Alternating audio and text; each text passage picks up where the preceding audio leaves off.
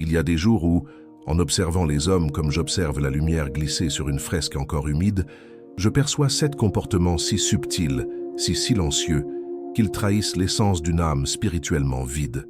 Je ne les nomme pas comme un juge, mais comme un témoin qui a longtemps contemplé l'anatomie secrète de l'esprit humain. Et si je vous le dis dès maintenant, oui, ces 7 comportements qui révèlent une personne spirituellement vide, c'est parce que vous les avez peut-être déjà entrevus dans les yeux de quelqu'un ou dans votre propre reflet, lorsque l'aube vous surprend fatigué d'être vous-même. Si vous avez ressenti cette étrange impression qu'un être en face de vous semblait respirer sans vraiment vivre, marcher sans vraiment être là, alors vous savez déjà que quelque chose murmure derrière ces gestes apparemment ordinaires. Je me souviens d'un soir où, en observant l'ombre d'un homme s'étirer contre un mur de pierre, j'ai compris que certains vivent comme ces silhouettes fugitives, sans profondeur, sans présence, sans cette flamme intérieure qui éclaire même les silences. Et vous aussi, peut-être, avez croisé ces êtres dont la parole sonne juste mais dont la vibration ne touche rien. Ils parlent, mais rien en eux n'écoute. Ils sourient, mais rien en eux ne s'ouvre. Ils avancent comme des statues déplacées d'un point à un autre. Lorsque j'étais jeune, je croyais que la vacuité venait du manque de connaissances ou de croyances. Mais avec les années, j'ai découvert qu'elle naît d'un éloignement bien plus subtil. La rupture avec soi, avec la respiration secrète de la conscience, avec ce fil invisible qui relie l'homme au mystère du monde. Car l'esprit ne se vide jamais d'un seul coup. Il s'effrite, comme une peinture qui se craquelle sous une lumière trop dure. Et dans ces fissures se cachent les signes, délicats mais implacables. Le premier, je l'ai souvent vu dans les yeux, cette incapacité à s'émerveiller. Une personne spirituellement vide regarde une étoile comme on regarde une pierre. Elle traverse les paysages sans en absorber la beauté. La lumière glisse devant elle sans pénétrer ses sens. C'est comme un miroir couvert de poussière. Il renvoie l'image, mais jamais la profondeur. Et peut-être avez-vous déjà ressenti cela chez quelqu'un. Un regard éteint, qui observe sans voir, qui ne s'arrête jamais sur la nuance, sur la vibration, sur l'âme des choses. Le deuxième comportement, plus subtil encore, est le besoin de tout maîtriser. Non pas comme un artisan qui affine son œuvre, mais comme un être terrifié par l'inconnu. Celui qui est spirituellement vide tente de contrôler ce qu'il ne peut comprendre, car il a peur du silence qui pourrait lui révéler le vide en lui-même. Il remplit chaque moment de mots, chaque pensée de conclusion hâtive, chaque relation d'attente rigide. Comme si, en serrant le monde entre ses doigts, il pouvait éviter qu'il ne s'effondre. Le troisième signe apparaît dans la façon dont ces êtres fuient l'introspection. Ils évitent leur propre profondeur comme un peintre redouterait une toile trop blanche, trop sincère, trop exigeante. Ils parlent des autres pour ne jamais parler d'eux. Ils agitent leur journée comme un voile pour cacher ce qu'ils ne veulent pas sentir. Il y a en eux une peur constante, un frémissement presque imperceptible, celui de se rencontrer. Mais le plus troublant, c'est ce que j'ai observé dans leurs gestes. Une rigidité qui n'est pas celle du corps, mais celle de l'âme. Le pas est calculé, la parole mécanique, le rire forcé. Comme si chaque mouvement était imité plutôt que vécu. On dirait qu'ils empruntent la vie d'autrui, incapables d'inventer la leur. Et cette imitation du vivant, cette parodie de présence, crée un malaise que vous avez peut-être ressenti sans savoir l'expliquer. Je vous parle de cela non pour condamner, mais pour dévoiler une vérité que peu osent regarder. Car derrière chaque signe de vacuité spirituelle, il y a une histoire, une blessure, un abandon intérieur. Un jour, quelqu'un a cessé d'écouter la voix qui murmurait en lui. Un jour, la lumière est entrée trop brutalement, ou pas du tout, et l'être a décidé d'éteindre ce qu'il ne comprenait pas. Et pourtant, ce même silence qui les effraie est aussi la porte par laquelle on renaît. Je vous guide à travers ces ombres, comme je le ferais avec un apprenti dans mon atelier, doucement mais sans détour, car si vous reconnaissez ces comportements, ce n'est pas un hasard. La vie ne vous montre jamais un visage sans raison. Elle reflète, elle révèle, elle interroge. Et si cette exploration vous touche déjà, c'est peut-être que certaines pièces de votre propre âme réclament d'être éclairées. Je vais vous montrer ces 7 comportements, non comme une liste froide, mais comme un voyage à travers les zones où la lumière ne pénètre qu'en biais. Et vous verrez que derrière ce vide apparent se cache souvent un appel à la transformation. Le mystère que nous allons traverser n'est pas sur les autres. Il parle silencieusement de vous. Je poursuis cette traversée comme on avance dans une cathédrale obscure, guidée par la respiration des pierres.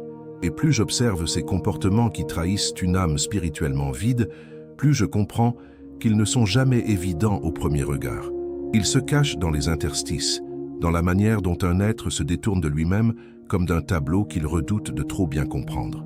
Le quatrième comportement que j'ai souvent reconnu chez ceux qui ont perdu la connexion avec leur profondeur est cette étrange incapacité à ressentir véritablement. Ils réagissent, oui, mais ils ne sentent pas. La joie leur glisse dessus comme l'eau sur une surface huilée. La tristesse, ils la fuient aussitôt. L'amour, ils le réduisent à des gestes mécaniques. C'est comme si leur cœur était un instrument dont les cordes n'ont jamais été accordées. On peut frapper, tirer, insister. Aucun son ne s'élève qui puisse toucher l'air. Peut-être avez-vous croisé un tel être, quelqu'un qui semble humain, mais dont les émotions ne résonnent pas, ne vibrent pas, ne s'enracinent nulle part. Et ce silence intérieur, loin d'être paisible, est souvent terrifiant. Je me souviens d'avoir un jour observé un jeune apprenti qui imitait parfaitement mes mouvements, mais dont les gestes n'avaient aucune vie. Il reproduisait la forme, mais jamais l'esprit. Ainsi en est-il de ces âmes.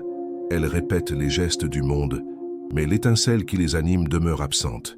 Cette absence d'émotion authentique n'est pas un défaut moral, c'est une déchirure invisible, une fracture dans l'architecture de l'être, une fracture que l'on tait jusqu'à ce qu'elle devienne toute la structure. Le cinquième comportement apparaît surtout dans la relation aux autres, une propension subtile à déshumaniser ce qu'ils ne comprennent pas. Ceux qui sont spirituellement vides regardent souvent les autres comme des pièces d'un mécanisme complexe dont ils veulent contrôler la fonction. Ils jugent rapidement, catégorisent sans nuance, rejettent ce qui ne reflète pas leur propre rigidité, comme s'ils craignaient que la profondeur d'autrui leur rappelle la leur, perdue ou oubliée. Je les ai vus détourner le regard lorsqu'un être leur offrait une vérité trop nue, trop vibrante. Ils semblent dire « Ne me montre pas ce que je refuse de voir en moi-même ». Mais le sixième comportement est peut-être le plus subtil, l'incapacité à rester seul sans se sentir menacé. Non pas la solitude extérieure, mais celle intérieure, cet espace silencieux où l'on se rencontre enfin. Une âme spirituellement vide redoute cet espace, car elle y découvre un écho trop vaste, trop nu, trop honnête. Elle cherche alors à se remplir de distractions, de bruits, de mouvements inutiles. Elle fuit sa propre voix comme on fuit une prophétie que l'on ne veut pas entendre. J'ai souvent pensé que ceux qui ne peuvent pas rester immobiles ne fuient pas le monde. Ils fuient leur propre regard. Et pourtant, dans cette fuite, dans cette agitation fébrile, on perçoit une vérité que ces êtres ignorent. Ce qu'ils tentent d'éviter les poursuit. La conscience n'est pas une ombre que l'on peut distancer. Elle est une eau qui remonte toujours à la surface. Elle attend, elle insiste, elle murmure dans le noir. Je me souviens d'un soir dans mon atelier où une chandelle vacillante projetait sur le mur l'ombre déformée de ma main. Cet instant m'a enseigné quelque chose d'essentiel. On ne peut pas effacer son ombre en la frappant. On ne peut que rallumer la lumière. Ainsi en est-il des êtres spirituellement vides. Ils combattent leur ombre au lieu d'allumer la flamme qui la transformerait. Le septième comportement apparaît lorsque tout est calme. Une incapacité à percevoir la beauté simple. Pas la beauté des grands chefs-d'œuvre, mais celle qui se glisse dans un souffle, dans le sourire d'un enfant, dans l'odeur de la pluie qui approche. Les êtres vides traversent la vie comme on traverse un marché sans jamais toucher les fruits. Leur esprit ne s'attarde nulle part. Ils ne savent plus goûter la lenteur, la nuance, l'infime. Ils vivent comme des voyageurs qui ne laissent aucune empreinte, car leur propre présence n'a jamais vraiment touché le sol. Et si je vous décris ces signes avec cette précision, ce n'est pas pour vous inviter à juger les autres, mais pour que vous discerniez en vous ce que vous avez peut-être laissé dormir, car chacun de nous porte un fragment de ces comportements, dans des moments où la lumière de notre esprit vacille. Ce n'est pas une condamnation, c'est une invitation. Une invitation à reconnaître que la vacuité n'est pas une fin, mais un passage. Vous lirez peut-être ces mots avec un léger malaise, comme si une partie de vous se sentait mise à nu. C'est normal. C'est le signe que quelque chose en vous écoute, que quelque chose en vous est prêt à être brisé pour être reconstruit plus vrai, plus vaste, plus libre. Car l'âme n'est jamais définitivement vide. Elle attend seulement qu'on lui redonne de la profondeur. Et maintenant que ces 7 comportements ont été révélés, le véritable voyage commence. Celui où vous allez comprendre pourquoi ils prennent forme et comment ils peuvent devenir le seuil d'une renaissance. Lorsque j'observe ces comportements se déployer dans l'âme humaine, je ne vois pas seulement des signes de vide, je vois des blessures anciennes qui tentent de parler à travers les gestes, car rien dans la nature de l'homme ne naît sans une cause. Même la pierre qui se fissure raconte une histoire, celle du froid qui l'a saisie, de l'eau qui s'y est infiltrée, du temps qui l'a sculptée en silence. Ainsi en est-il des êtres spirituellement vides. Leur absence n'est jamais un hasard, elle est un testament que personne n'a su lire. Il existe une souffrance particulière qui se loge dans ceux qui se sont éloignés d'eux-mêmes. Une souffrance qui ne se manifeste pas par des cris, mais par des silences trop lourds, par des gestes interrompus, par une fatigue qui ne vient pas du corps. C'est une lassitude de l'âme, comme si l'être avait renoncé à la profondeur par peur d'être blessé, encore une fois. Je l'ai vu dans les visages de mes contemporains, dans leur regard fatigué de jouer un rôle qu'ils ne se souviennent plus avoir choisi. Certains me demandent « Maestro, comment reconnaissez-vous qu'un être s'est vidé spirituellement ?» Je leur réponds toujours la même chose. Cela se voit dans sa manière de respirer, non pas la respiration physique, mais celle du cœur. L'être qui se vide respire comme une cloche fêlée qui peine à résonner. Il inspire le monde sans jamais l'intégrer. Il expire des mots sans jamais les habiter. Ses relations, ses ambitions, ses gestes ne sont plus que des dessins tracés mécaniquement sur une feuille trop lisse. Il manque la vibration, il manque la vie. Et pourtant, il existe un paradoxe qui me fascine. Ceux qui sont spirituellement vides sont souvent ceux qui, autrefois, ont été les plus sensibles, les plus éveillés, les plus capables de percevoir la lumière oblique qui traverse l'existence. Le vide n'apparaît jamais chez ceux qui n'ont rien senti. Il apparaît chez ceux qui ont senti trop profondément, trop tôt, trop seuls. Le vide est une défense, un refuge devenu prison, une armure devenue peau. Je me rappelle un ami, un homme d'une intelligence rare dont la sensibilité était si fine qu'elle percevait les nuances imperceptibles pour le reste du monde. Mais un jour, quelque chose en lui s'est brisé. Trop de déceptions, trop de promesses non tenues, trop de vérités qu'il comprenait mais que les autres refusaient d'admettre. Il a reculé, lentement, intérieurement, jusqu'à ce que son propre esprit devienne une salle vide. On aurait dit que ses pensées résonnaient contre les murs d'un lieu abandonné. Le vide n'était pas son état naturel, c'était sa manière de survivre. Et je vous le dis avec la sincérité de quelqu'un qui a disséqué la lumière comme la chair. Il n'y a rien de plus douloureux que l'esprit qui s'éteint volontairement, parce qu'il ne s'éteint jamais sans raison. Toujours, derrière l'apparence froide, derrière les gestes mécaniques, il y a un cri silencieux qui dit « Je n'ai pas trouvé ma place dans ce monde, je ne sais plus où poser mon âme ». Mais il y a une vérité que très peu acceptent de regarder. La vacuité spirituelle est souvent un appel à la métamorphose, comme la chrysalide qui semble morte avant de se briser en elle, comme la graine qui se retire dans le noir avant de déchirer la terre. Ce qui semble vide n'est parfois que la préparation d'un souffle nouveau. Et si vous sentez en vous l'ombre de ces comportements, cette rigidité, cette absence de goût, cette incapacité à ressentir pleinement, ne croyez pas que cela fait de vous un être brisé. Cela fait de vous un être en transition, quelqu'un dont l'âme, fatiguée d'être blessée, prépare silencieusement son propre retour. Le monde moderne ne comprend pas cela. Il nomme vide ce qui est en maturation. Il appelle faiblesse ce qui est transformation. Il étiquette, juge, simplifie, incapable de percevoir la beauté de ce qui se reconstruit en silence. Mais moi, je vous le dis, un être qui se sent vide est souvent un être qui commence à se réveiller. Car pour renaître, il faut d'abord sentir que quelque chose manque. La douleur de la vacuité est le premier murmure du retour à soi, un appel discret, comme la lumière qui passe par une fente et révèle la poussière dans l'air. Si vous l'apercevez, même faiblement, quelque chose en vous commence déjà à bouger. Ce mouvement est fragile, mais il est réel. Et c'est le point où tout bascule, le moment où le vide cesse d'être une fin et devient une entrée. Vous n'êtes pas venu écouter ces mots par hasard. Peut-être qu'une partie de vous savait déjà que le vide n'est pas une absence, mais une invitation, une porte, une respiration suspendue avant un nouveau souffle. Et maintenant que nous touchons ce seuil, il est temps de voir comment ce vide peut se transformer en lumière, non pas par fuite, mais par reconnaissance. Le renouveau ne vient jamais de l'ignorance, il vient de la clarté, de la capacité à regarder ce qui manque sans détourner les yeux. Et c'est vers cette clarté que nous allons avancer, pas à pas, comme un peintre qui retrouve la lumière juste après des heures d'ombre. Il existe un moment dans la vie de tout être humain où l'on croit toucher le fond de son propre silence. C'est un instant fragile, presque imperceptible, où l'on se rend compte que la vacuité que l'on redoutait tant n'est pas un ennemi venu de l'extérieur, mais une construction patiente que l'on a érigée pour survivre. Ce moment-là, je l'ai observé chez tant de personnes, et je l'ai vécu moi-même. Cette sensation de regarder son âme comme on regarde une pièce vide dans laquelle résonne encore l'écho d'un passé oublié. Mais voici le paradoxe qui renverse toute la compréhension habituelle. Ce que vous prenez pour du vide n'est en réalité que l'espace dégagé pour accueillir ce que vous n'avez jamais osé devenir. L'être spirituellement vide ne manque pas de quelque chose. Il manque de lui-même. Et cette absence n'est pas une malédiction.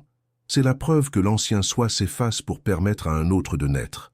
Comme une fresque que l'on gratte pour découvrir la couche originelle, comme un marbre que l'on dégrossit avant que la forme ne surgisse. Je vous le dis en tant qu'homme qui a vu naître des inventions, des œuvres et des âmes, rien de vivant ne demeure figé. Même la pierre cède, même l'eau se transforme. Même l'esprit le plus rigidifié peut soudain se fendre sous l'effet d'une prise de conscience. Et cette fissure, que l'on croit être un signe de faiblesse, est en vérité l'ouverture par laquelle la lumière s'infiltre. Ceux qui se sentent vides sont souvent ceux dont la structure intérieure devient prête à être réinventée. Je me souviens d'un vieil artisan rencontré lors de mes voyages. Pendant des années, il a sculpté des visages sans expression, des figures figées, sans âme. Il répétait les formes sans comprendre leur essence. Mais un jour, je vis ses mains trembler devant un bloc de pierre. Il ne savait plus sculpter. Chaque geste le trahissait. Il croyait avoir perdu son talent. Mais en réalité, c'était son ancien regard qui s'effritait. Ce qu'il prenait pour une faillite n'était qu'un passage. Son art se purifiait. Il lui fallait mourir à ce qu'il croyait être pour renaître à ce qu'il était réellement destiné à créer. Ainsi en est-il de vous, de tous ceux qui reconnaissent en ces comportements de vacuité. Vous n'êtes pas en train de disparaître. Vous êtes en train de vous dégager de ce qui n'était pas vous. Vous êtes en train de faire taire les voix qui vous ont façonné à contresens. Vous faites de la place. Vous enlevez les couches. Vous grattez la surface pour découvrir ce que vous aviez oublié. Et cela demande du courage. Un courage silencieux qui n'a rien d'héroïque dans l'apparence, mais qui transforme entièrement l'intérieur. Le véritable problème ne réside jamais dans la vacuité, mais dans la résistance à la transformation. Les êtres spirituellement vides ne souffrent pas du vide. Ils souffrent de la peur de le traverser. Ils s'accrochent à des identités mortes, des habitudes sans âme, des relations qui ne les nourrissent plus. Ils redoutent la dissolution, comme si perdre une version d'eux-mêmes signifiait disparaître. Mais moi, je vous le dis, rien ne se perd dans ce processus. Tout se convertit, tout se transfigure. Ce que vous croyez perdre n'est que la lourdeur d'une peau ancienne. Et lorsque l'on cesse de résister, quelque chose d'extraordinaire se produit. On commence enfin à sentir. Non pas les émotions superficielles qui montent et descendent comme des vagues bruyantes, mais une sensation plus profonde, plus stable, plus authentique, une présence, une chaleur, une intuition qui murmure « Je suis là, je n'ai jamais cessé d'être là ». C'est dans ce moment que l'âme revient, non par éclat mais par respiration, comme une lumière oblique qui revient après des années de nuages. Vous me demanderez peut-être comment savoir que l'on commence à renaître. Je vous répondrai, on le sait lorsque le silence ne nous effraie plus, lorsque la solitude devient un refuge et non une menace, lorsque l'on se surprend à regarder un détail, une feuille qui tremble, un rayon de soleil sur une table, un souffle d'air qui passe, et que ce détail nous touche comme s'il contenait le monde. Alors, la vacuité cesse d'être un trou noir et devient un espace sacré, un atelier intérieur, un sol fertile. Et c'est là que se produit la véritable alchimie. Ce qui était absence devient disponibilité. Ce qui était rigidité devient souplesse. Ce qui était imitation devient authenticité. Ce qui était fuite devient retour. L'âme ne revient jamais par la force. Elle revient lorsque le chaos intérieur cesse de lui faire obstacle. Elle revient lorsque l'être accepte enfin d'être vu par lui-même. Je vous parle ainsi, avec la lenteur de celui qui sait que la transformation ne se précipite pas, parce que je veux que vous compreniez ceci. Si vous vous sentez vide, vous êtes déjà en train de changer. Vous êtes au seuil. Vous êtes en train de laisser mourir les couches qui n'ont jamais appartenu à votre essence. Vous êtes en train de déraciner ce qui vous empêchait de respirer. Et même si vous ne voyez encore rien, même si tout vous semble gris, croyez-moi, Quelque chose remue dans l'obscurité. C'est souvent dans les profondeurs les plus silencieuses que la renaissance commence. Il existe un moment dans la vie de tout être humain où l'on croit toucher le fond de son propre silence. C'est un instant fragile, presque imperceptible, où l'on se rend compte que la vacuité que l'on redoutait tant n'est pas un ennemi venu de l'extérieur, mais une construction patiente que l'on a érigée pour survivre. Ce moment-là, je l'ai observé chez tant de personnes, et je l'ai vécu moi-même. Cette sensation de regarder son âme comme on regarde une pièce vide, dans laquelle résonne encore l'écho d'un passé oublié. Mais voici le paradoxe qui renverse toute la compréhension habituelle. Ce que vous prenez pour du vide n'est en réalité que l'espace dégagé pour accueillir ce que vous n'avez jamais osé devenir. L'être spirituellement vide ne manque pas de quelque chose, il manque de lui-même. Et cette absence n'est pas une malédiction, c'est la preuve que l'ancien soi s'efface pour permettre à un autre de naître, comme une fresque que l'on gratte pour découvrir la couche originelle. Comme un marbre que l'on dégrossit avant que la forme ne surgisse. Je vous le dis en tant qu'homme qui a vu naître des inventions, des œuvres et des âmes. Rien de vivant ne demeure figé. Même la pierre cède, même l'eau se transforme, même l'esprit le plus rigidifié peut soudain se fendre sous l'effet d'une prise de conscience. Et cette fissure que l'on croit être un signe de faiblesse est en vérité l'ouverture par laquelle la lumière s'infiltre. Ceux qui se sentent vides sont souvent ceux dont la structure intérieure devient prête à être réinventée. Je me souviens d'un vieil artisan rencontré lors de mes voyages.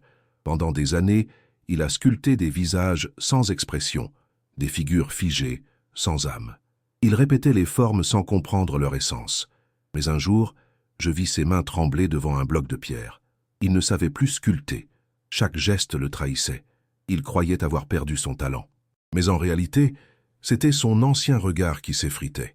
Ce qu'il prenait pour une faillite n'était qu'un passage. Son art se purifiait. Il lui fallait mourir à ce qu'il croyait être pour renaître à ce qu'il était réellement destiné à créer. Ainsi, en est-il de vous, de tous ceux qui reconnaissent ces comportements de vacuité. Vous n'êtes pas en train de disparaître. Vous êtes en train de vous dégager de ce qui n'était pas vous. Vous êtes en train de faire taire les voix qui vous ont façonné à contresens. Vous faites de la place, vous enlevez les couches, vous grattez la surface pour découvrir ce que vous aviez oublié. Et cela demande du courage, un courage silencieux, qui n'a rien d'héroïque dans l'apparence, mais qui transforme entièrement l'intérieur. Le véritable problème ne réside jamais dans la vacuité, mais dans la résistance à la transformation. Les êtres spirituellement vides ne souffrent pas du vide. Ils souffrent de la peur de le traverser. Ils s'accrochent à des identités mortes, des habitudes sans âme, des relations qui ne les nourrissent plus. Ils redoutent la dissolution, comme si perdre une version d'eux-mêmes signifiait disparaître. Mais moi, je vous le dis, rien ne se perd dans ce processus. Tout se convertit, tout se transfigure. Ce que vous croyez perdre n'est que la lourdeur d'une peau ancienne. Et lorsque l'on cesse de résister, quelque chose d'extraordinaire se produit. On commence enfin à sentir, non pas les émotions superficielles qui montent et descendent comme des vagues bruyantes, mais une sensation plus profonde, plus stable, plus authentique. Une présence, une chaleur, une intuition qui murmure « Je suis là, je n'ai jamais cessé d'être là ». C'est dans ce moment que l'âme revient, non par éclat, mais par respiration. Comme une lumière oblique qui revient après des années de nuages. Vous me demanderez peut-être comment savoir que l'on commence à renaître. Je vous répondrai, on le sait lorsque le silence ne nous effraie plus, lorsque la solitude devient un refuge et non une menace, lorsque l'on se surprend à regarder un détail, une feuille qui tremble, un rayon de soleil sur une table, un souffle d'air qui passe, et que ce détail nous touche comme s'il contenait le monde. Alors la vacuité cesse d'être un trou noir et devient un espace sacré, un atelier intérieur, un sol fertile, et c'est là que se produit la véritable alchimie. Ce qui était absence devient disponibilité, ce qui était rigidité devient souplesse, ce qui était imitation devient authenticité, ce qui était fuite devient retour. L'âme ne revient jamais par la force, elle revient lorsque le chaos intérieur cesse de lui faire obstacle. Elle revient lorsque l'être accepte enfin d'être vu par lui-même. Je vous parle ainsi avec la lenteur de celui qui sait que la transformation ne se précipite pas, parce que je veux que vous compreniez ceci. Si vous vous sentez vide, vous êtes déjà en train de changer. Vous êtes au seuil. Vous êtes en train de laisser mourir les couches qui n'ont jamais appartenu à votre essence. Vous êtes en train de déraciner ce qui vous empêchait de respirer. Et même si vous ne voyez encore rien, même si tout vous semble gris, croyez-moi, quelque chose remue dans l'obscurité. C'est souvent dans les profondeurs les plus silencieuses que la renaissance commence. Posso continuar? Você diz, sim, roteirista da Vinci, disse, perfeito. Aqui está o bloco 5, inteiramente em francês, concluindo o roteiro com a revelação prática, a integração espiritual e um final poético, elevado e inesquecível, mantendo a voz contemplativa, renascentista e íntima. Bloco 5, 5000 caractères.